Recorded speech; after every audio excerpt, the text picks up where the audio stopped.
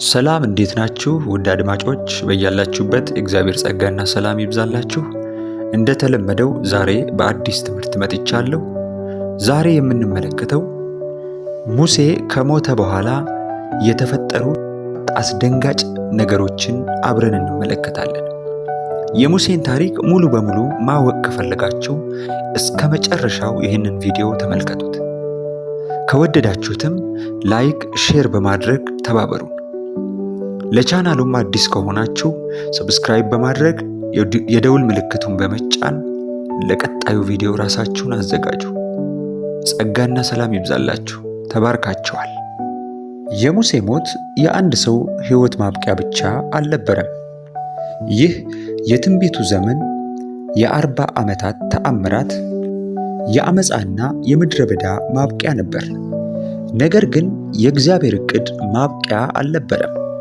ሙሴ የመጨረሻ እስትንፋሱን በናባው ተራራ ላይ በወሰደ ጊዜ አንድ አስደናቂ ነገር ጀመረ። አዲስ ትውልድን ወደ መዳረሻው የሚወስድ መብረቃዊ ሽግግር ተገለጠ። ከሙሴ ሞት በኋላ የተከሰተው ሐዘን ብቻ ሳይሆን እንቅስቃሴ፣ መፍጠንና ድንጋጤ ነበር። ምክንያቱም በአጭር ጊዜያት እያንዳንዳቸው መለኮታዊ ፍጥነትን የሚገልጹ 7 አስደናቂ ክስተቶች ተከስተዋል። መጽሐፍ ቅዱስ በዘዳግም 34 ከቁጥር 5 እስከ 6 እንደሚናገረው የእግዚአብሔር ሰው ሙሴ እንደ እግዚአብሔር ቃል በሞዓብ ምድር ሞተ ቢልም እስከ ዛሬ የመቃብር ስፍራውን የሚያውቅ ሰው የለም። ምንም እንኳን የሙሴ የመቃብር ስፍራ እስካሁን ድረስ ሚስጥሩ ያልተፈታ ቢሆንም፣ ነገር ግን የተሸከመው ራእይ በዚያ ምድረ በዳ ውስጥ ተቀብሮ የቀረ ሳይሆን ለትውልድ የተላለፈ ነው። ይህ ቀጥሎ የሆነው አስደናቂ ታሪክ ነው። ይህ ከመጽሐፈ ኢያሱ ጀርባ ያልተነገረ እንቅስቃሴ ነው። ሙሴ በሞተ ጊዜ በእስራኤል ውስጥ የነበረው ሁኔታ ወዲያው ቢቀየርም በጸጥታ አልሆነም። በወቅቱ ብሔራዊ የሐዘን ቀንም ሆነ የንጉሣዊ የቀብር ሥነ ሥርዓት አልተደረገለትም። መጽሐፍ ቅዱስ አንድም መዘግየትን አልጻፈም። ይልቁንም የተፈጠረው ነገር እጅግ አስደንጋጭና በጥልቀት የሚያስተምር ነው። እግዚአብሔር ወዲያውኑ የተናገረው ለሽማግሌዎችና ለአሮን ልጆች ሳይሆን ለኢያሱ ነበር። መጽሐፈ ኢያሱ ምዕራፍ 1 ከቁጥር 1 እስከ 2 እንዲህ ይላል። የእግዚአብሔር ባሪያ ሙሴ ከሞተ በኋላ እግዚአብሔር የሙሴን አገልጋይ የነዌን ልጅ ኢያሱን እንዲህ ብሎ ተናገረው። ባሪያዬ ሙሴ ሞቷል። አሁንም አንተና ይህ ሕዝብ ሁሉ ተነስታችሁ ለእስራኤል ልጆች ወደምሰጣቸው ምድር ይህንን ዮርዳኖስ ተሻገሩ። ይህ የሥልጣን እድገት ሳይሆን መለኮታዊ ወራሽነት ነው። ኢያሱ ለዓመታት ያክል በድብቅ ሰልጥኗል። ከሙሴ ጋር ወደ ሲና ተራራ ወጥቷል። የመገናኛ ድንኳንን ጠብቋል። የቃል ኪዳኗን ምድር ሰልሏል። ሌሎች በፈሩ ጊዜ እሱ ታማኝ ሆኖ ተገኝቷል። አሁን ደግሞ ያለምንም ማስጠንቀቂያ በምርጫ ሳይሆን በተካፋይነት ኢያሱ የእስራኤል ኃያል ሰው ለመሆን ችሏል። ይህ የሰው ልጅ ሹመት ብቻ ሳይሆን መንፈሳዊ ማስተላለፊያ ነው። ሙሴ ከመሞቱ በፊት እጁን ጭኖበት የነበረ ሲሆን በዚህም የጥበብ መንፈስ በእርሱ ላይ አርፏል። ይህንን በጥልቀት አስቡ። አንደኛው ሲሞት አንደኛው ይነሳል። ነገር ግን የእግዚአብሔር ዓላማ መቼም ቢሆን አይዛነፍም። መዝሙረ ዳዊት ምዕራፍ 75 ከቁጥር 6 እስከ 7 እንደሚለው ክብር ከምስራቅ ወይም ከምዕራብ ወይም ከምድረ በዳ የለምና እግዚአብሔር ፈራጅ ነውና፣ ይህን ያዋርዳል፣ ይህንንም ያከብራል። አንደኛ፣ እግዚአብሔር ኢያሱ አዝኖ በሚቀመጥበት ጊዜ አልሰጠውም። ምንም አይነት የሽግግር ኮሚቴ አልነበረም። ምንም አይነት የሕዝብ ድምፅም አልተካሄደም። በትሩ የተላለፈው ከዘላለማዊ እጆች ነበረ። መለኮታዊ ተልእኮ ፋታ የማይሰጥ ነበርና በፍጥነት ተሸጋገረ። ከአፌ የሚወጣው ቃል እንዲሁ ይሆናል እንደሚል የእግዚአብሔር ቃል ለሙሴ ቢተላለፍም ነገር ግን ፍቃዱ በኢያሱ በኩል ይቀጥላል። አንድ ጊዜ ኃያል የሆነ መሪ ወይንም መንፈሳዊ ሰው ሲሞት ሁሉም ነገር የሚያበቃ ይመስለናል። ነገር ግን የእግዚአብሔር ሰው ሞት ማለት የእግዚአብሔር እጅ ሞት ማለት አይደለም። እግዚአብሔር እኛ ፈቃደኛ እስክንሆን እንጂ ዝግጁ እስክንሆን ድረስ አይጠብቀንም። ሁለተኛ ጢሞቴዎስ ምዕራፍ 2 ከቁጥር 2 የሰማኸውን ለሌሎች ደግሞ ሊያስተምሩ ለሚችሉ ለታመኑ ሰዎች አደራ ስጥ እንደሚለው እግዚአብሔር ኢያሱን በጓዳ ሲያዘጋጀው ቢቆይም አሁን ግን በአደባባይ ከፍ ሊያደርገው ነው። እናም ከዚህ በኋላ የመጣ ሕዝብን ሁሉ የሚያንቀጠቅጥ ጉዳይ ነው። አስቡት፣ በእስራኤል ዘንድ ታይቶ የማይታወቅ ሰውን ቦታ እየተካችሁ ነው። ምንም አይነት የሚከላከል ሰራዊት በሌለበት በጠላት ቀጠና ዙሪያ ሴቶችና ሕፃናት ሳይቀሩ ከ600,000 ሕዝቦች በላይ የመምራት ኃላፊነት ሲወድቅባቸው በእናንተ ላይ ይሄ ዕጣ ሲወርድ አስቡት። ከዚያም እግዚአብሔር ቀጥሎ እንዲህ አለ፣ በሕይወት ዘመንህ ሁሉ ማንም አይቋቋምህም። ከሙሴ ጋር እንደሆንኩ ከአንተ ጋርም እሆናለሁ። አልጥልህም፣ አልተውህም። ነገሮች እጅግ አስደንጋጭ መሆን የጀመሩት እዚህ ጋር ነው። እግዚአብሔር ኢያሱን የጠራው ምድረ በዳውን እንዲያስተዳድር ሳይሆን ሕዝብን እንዲገዛ፣ ከተሞችን እንዲመሽግ፣ ግዙፉን ሰራዊት እንዲያስታጥቅና ጦርነቶችን ከፊት ሆኖ እንዲመራ ነው። ከነዚህ ውስጥም ኢያሱ አንዱንም ከዚህ በፊት አድርጎት አያውቅም። ነገር ግን እግዚአብሔር የእግራችሁ ጫማ የሚረግጥበትን ቦታ ሁሉ ለእናንተ ሰጥቻለሁ ብሎ ቃል ገብቶለታል። ሁለተኛ፣ እግዚአብሔር ለኢያሱ የሰጠው መለኮታዊ ግዳጅ ከሰው አቅም በላይ ነበር። ነገር ግን መጀመሪያ ያቀረበለት ስልቱን ሳይሆን መገኘቱን ነበር። ከሙሴ ጋር እንደሆንኩ እንዲሁ ከአንተ ጋር እሆናለሁ። ይህ ነበር ቁልፉ።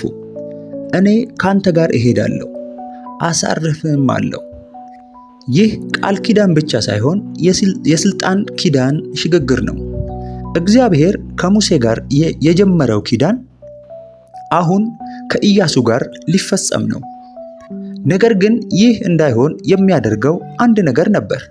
ኢያሪኮ ባዶ አልነበረችም። ከነዓኖች እጅ ለመስጠት ፈቃደኞች አልነበሩም። ዘውልቁ 13:28 ጀምሮ እንደሚናገረው በምድሪቱ የሚኖሩ ሰዎች ኃያላን ናቸው፣ ከተሞቻቸውም የተመሸጉ እጅግም የጸኑ ናቸው። ደግሞም በዚያ የዔናቅ ልጆችና እጅግ ብዙ መፋለም የነበረባቸው ነገሥታት ነበሩ። እና ኢያሱስ እሱ የጦር መሪ አይደለም። እሱ የሙሴን ድንኳን ይጠብቅ የነበረ ምስኪን ባሪያ ነበር። ነገር ግን እግዚአብሔር እንዲህ አለው፣ በምትሄድበት ሁሉ አምላክህ እግዚአብሔር ካንተ ጋር ነውና ጽና፣ አይዞ፣ አትፍራ፣ አትደንግጥ ብዬ አላዘዝኩህምን? ብዙዎቻችን የምናመነታው እዚህ ጋር ነው። የእግዚአብሔርን ጥሪ ስንሰማ የሰጠን ተልእኮ እጅግ ከባድ መስሎ ይታየናል። የማንበቃ ልምድ የሌለን ይመስለናል። ነገር ግን እግዚአብሔር ኢያሱን የዝግጁነት ስሜት እንዲሰማው ጠይቆት አያውቅም። የእግዚአብሔር ጥያቄ ከእርሱ ጋር እንደሆነ እንዲያምን ብቻ ነበር። በአንደኛ ተሰሎንቄ ምዕራፍ 5 ከቁጥር 24 እንደሚናገረው የሚጠራችሁ የታመነ ነው፣ እርሱ ደግሞ ያደርገዋል። መሪ ብሞት የእግዚአብሔር ሐሳብ አይሞትም። አስተማሪያችሁ ሞተ ማለት ሚሽኑ ሞተ ማለት አይደለም። ምናልባት የእናንተ መታዘዝ የሌላ ሰው ቃል ኪዳን አዲስ ምዕራፍ ሊሆን ይችላል። የኢያሱ ታሪክ የሚያስተምረን ይህንን ነው። እግዚአብሔር የማይቻል የሚመስሉ ነገሮችን እንድትሰሩ የሚጠራችሁ ሊያጠፋችሁ ሳይሆን ራሱን በእናንተ በኩል ሊያሳይ ነው። ኤፌሶን ምዕራፍ 3 ከቁጥር 20 ላይ በእኛ እንደሚሰራው ኃይል መጠን ከምንለምነው ወይንም ከምናስበው ሁሉ ይልቅ አብልጦ ሊያደርግ ለሚቻለው እንደሚል እኛ ውስጥ ካለው ኃይል የተነሳ የሚገፋ ኃይል ሊሆን እንደሚችል እንጠብቃለን። ምክንያቱም ሙሴ መሪ ብቻ ሳይሆን ለሕዝቡ የእግዚአብሔር ድምፅ ፈርዖንን ያፋጠጠ፣ በእስራኤልና በእግዚአብሔር ቁጣ መካከል ከአንድም ብዙ ጊዜ የቆመ ሰው ነበር። አሁን እሱ የለም። ቦታውን የሚተካው ሁልጊዜ ከኋላ የነበረው ኢያሱ ሆኗል። ነገር ግን ቀጥሎ የተፈጠረው በእስራኤል ታሪክ እጅግ ያልተጠበቀ ነገር ነበር። መጽሐፈ ኢያሱ ምዕራፍ 1 ከቁጥር 16 እስከ 18 እንደሚለው ያዘዘኝን ነገር ሁሉ እናደርጋለን፣ ወደ ምትልከንም ስፍራ እንሄዳለን። በሁሉ ለሙሴ እንደታዘዝን እንዲሁ ለአንተ ደግሞ እንታዘዛለን። አምላክህ እግዚአብሔር ከሙሴ ጋር እንደነበረ ከአንተ ጋር ይሁን። በትእዛዝ የሚያምፅ ሁሉ የምትታዘዘውን ቃል ሁሉ የማይሰማ እርሱ ይገደል። ብቻ ጽና፣ አይዞ አሉት። ሶስተኛ፣ እስራኤላውያን ኢያሱን መቀበል ብቻ ሳይሆን እርሱን ላለመቀበልና በእርሱ ላይ የሚያምፅ ሁሉ ፍርዱ ሞት ሊሆን እንደሚችል ተናግረዋል። ይህ ባዶ ሃይማኖታዊ ቃል አይደለም። ይህ በአመፃ ምክንያት የቀደመው መሪያቸው በምድረ በዳ ሲሞት ያየ ትውልድ ነው። አለመታዘዝና መዘግየት ምን እንደሚያመጣ እና ምን እንደሚያሳጣ ጠንቅቀው ያውቃሉ። የገዛ ወላጆቻቸው በማጉረምረማቸውና በፍርሃታቸው ምክንያት ሲቀጡ አይተዋል። ስለዚህ አዲሱ ትውልድ የተነሳው ከአዲስ አመለካከት ጋር ነበር። ከአሁን ወዲያ ማመፅም ሆነ ወዲና ወዲያ ማመንታትም የለም። ዘውልቁ ምዕራፍ 32 ከቁጥር 11 እስከ 12 እኔን ፈጽሞ አልተከተሉምና ለአብርሃምና ለይስሐቅ ለያዕቆብም እሰጥ ዘንድ የማልኩትን ምድር አያዩም ብሎ ማለ። የእግዚአብሔርም ቁጣ በእስራኤል ላይ ጸና። 40 ዓመት በምድረ በዳ ውስጥ አቅበዘበዛቸው። ኢያሱ እርዱኝ ብሎ መለመን አላስፈለገውም። ሰዎችን ያሸነፋቸው በግርማ ሞገሱ በአንደበተ ርቱዕነቱ አይደለም። በእርሱ ዙሪያ የተሰበሰቡት የቃል ኪዳኑን ምድር ከማየት ጉጉታቸውና ዳግመኛ ለመጥፋት ካለመፈለጋቸው የተነሳ ነበር። ዕብራውያን ምዕራፍ 13 ከቁጥር 17 እንደሚለው ለዋኖቻችሁ ታዘዙ፣ ተገዙ፣ ለእነሱ ስሌትን እንደሚሰጡ አድርገው ይህንንም በደስታ እንጂ በሐዘን እንዳያደርጉት ይህ የማይጠቅማችሁ ነበርና። የእግዚአብሔር መንግሥት ዲሞክራሲያዊ አይደለም፣ ይልቁንም ቴዎክራሲያዊ ነው። እናም እርሱ ሲሾም እንድታከብሯቸው የሚፈልጋቸው መሪዎች ፍጹም ስለሆኑ ሳይሆን ሐሳቡ በመለኮታዊ ትእዛዝ በኩል ስለሚያልፍ ነው። ዝም ብሎ በመገዛትና በመጽሐፍ ቅዱሳዊ አንድነት መካከል ትልቅ ልዩነት አለ። ይህም ኢያሱን ማምለክ ሳይሆን ከእግዚአብሔር ዓላማ ጋር መተባበር ነው። ትልቁ ፈተና ይህ ነበር። ምቹ ባልሆነ ሰዓት ከእግዚአብሔር የሆኑ ባለስልጣናትን ለመታዘዝ ፈቃደኞች ነን። ከታዋቂነቱ የተነሳ ሳይሆን መታዘዝ ለውጥን ስለሚያመጣ ብቻ በአንድነት ለመመራት ፈቃደኞች ነን። አንደኛ ቆሮንቶስ 1:10 እንደሚለው ሁላችሁ አንድ ንግግር እንድትናገሩ በአንድ ልብና በአንድ ሐሳብ የተባበራችሁ እንድትሆኑ እንጂ መለያየት በመካከላችሁ እንዳይሆን ምድረ በዳው አለመታዘዝ ምን ሊያመጣ እንደሚችል አስተምሯቸዋል። ስለዚህ አሁን የቃል ኪዳኑን ምድር ማጣት አይፈልጉምና እስከ ሞት ድረስ ለመታዘዝ ዝግጁ ናቸው። ቀይ ባህርን አስታወሳችሁት? ሙሴ በትሩን አንስቶ እግዚአብሔር ባህሩን እንደ መጋረጃ የከፈለበት ቦታ ውሃ እንደ ግድግዳ ወደ ላይ የቆመበትና በደረቅ ምድረ በዳ የተሻገሩበት ጊዜ። ነገር ግን ሙሴ ቢሞትም ይህ የእግዚአብሔር ተአምራት ማብቂያ አልነበረም። መጽሐፈ ኢያሱ ምዕራፍ 3 ከቁጥር 17 ታቦቱን የተሸከሙ የካህናቱ እግሮች በውሃ ዳር ሲጠልቁ ውሃው ፈጽሞ ተቋረጠ። ሕዝቡን በኢያሪኮ ፊት ለፊት ተሻገሩ።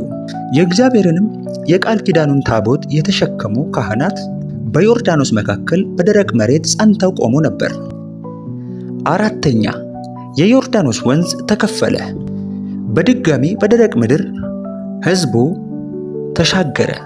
ይህ ምልክት ብቻ አልነበረም።